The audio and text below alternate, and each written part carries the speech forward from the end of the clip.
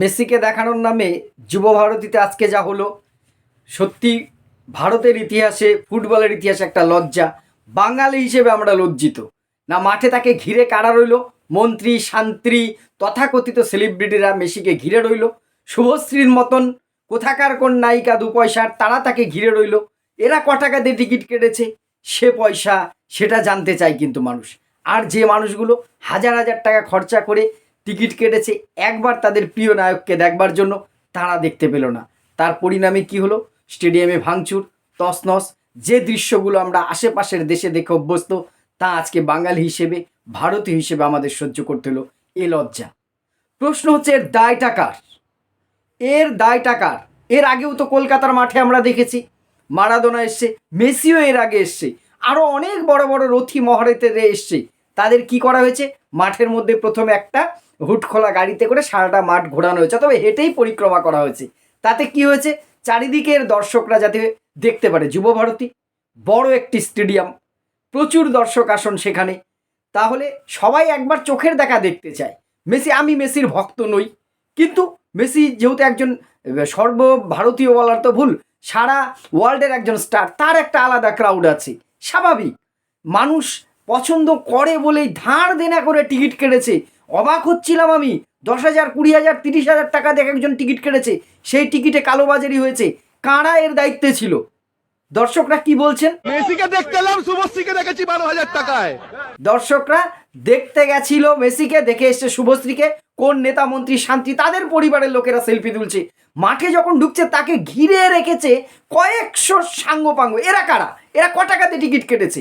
এদের কি মাঠটা কেন ফাঁকা থাকবে না? পুলিশ কি করছিল?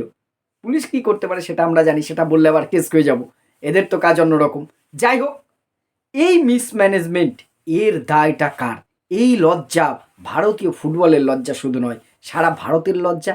বিশ্বের কাছে ভারতের কী বার্তা গেল? কারণ মেসি যেখানে আসছে, ফোকাসটা কিন্তু সর্বভারতীয়, বিশেষ করে ক্রীড়া জগতের যে মিডিয়া, তারা কিন্তু ফোকাস করে রেখেছিল। ভারতবর্ষ একটা ফুটবলে যতই পিছিয়ে থাকুক না কেন, 140 কোটির দেশ, সবার একটা ফোকাস থাকে। সেখানে এসে কি দেখলো? মেসিকে মাঠ ছেড়ে চলে যেতে হলো বিশৃঙ্খলায়। তছনছ হচ্ছে মাঠ, চেয়ার খুলে নিচ্ছে দর্শক। আমি সমর্থন করি না এই খুলে নেওয়াটাকে, কিন্তু রাগের বহিঃপ্রকাশ। রাত জেগে দাঁড়িয়ে আছে মানুষ এতগুলো টাকা দিয়ে। এই এই মন্ত্রী, এই এমএলএ, এই এই দু পয়সার অভিনেতাদের দেখবার জন্য নাকি? এরাই, আরে বাবা, তোমার এত সেলফি তোলা শখ, তুমি তোমার বাড়ির বিয়ের অনুষ্ঠানে নিয়ে আসতে মেসিকে, তোমার পয়সা আছে, তোমাকে দেখার জন্য তো মানুষ সেখানে জড়ো হয়নি। মানুষ জড়ো হয়েছিল মেসিকে দেখতে। তুমি কে হে? তুমি ওখানে যে ভিড় করছো। একটা চরম বিশৃঙ্খল পরিস্থিতি তৈরি হলো। এই যে যত মানুষের টিকিটের টাকা, আমার হিসেবে আয়োজকদের সমস্ত টাকা ইমিডিয়েট ফেরত দেওয়া উচিত। আর যে বা যারা দায়িত্বে ছিল, শুধু একজনকে অ্যারেস্ট করলে হবে না, বাকি সে যত বড়ই হোক, নাক খত দিয়ে ক্ষমা চাওয়া দরকার মানুষের কাছে, যে আমরা ভুল করেছি।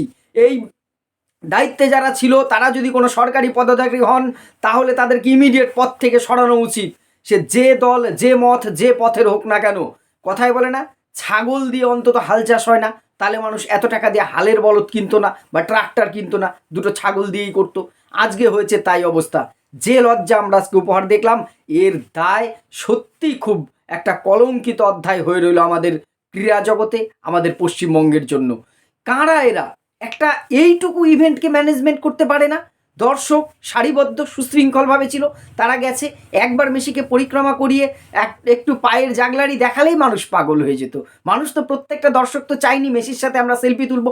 এরা উত্তপ্ত করেছে, এরা মেসিকে ঘিরে রেখেছে, মাঠ থেকে দেখাই যাচ্ছে না, গ্যালারি থেকে এরা ঘিরে রেখেছে। আর সবাই আমরা চাই মেসিকে দেখতে, কিন্তু এরা আজকে যে জিনিসটা মাঠে করে দেখালো না, এরা কার পারমিশন পেল?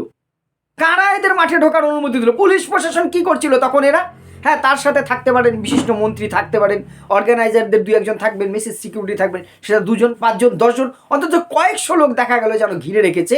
তারাই এখানে যেন সব কিছু। আর বাকি দর্শকরা টাকা দিয়ে এসছে। টাকা কি গাছের করি?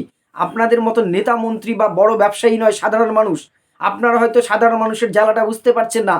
তাদের কত কষ্ট করে একটা টিকিটকে টাকা জোগাড় করতে হয়েছে।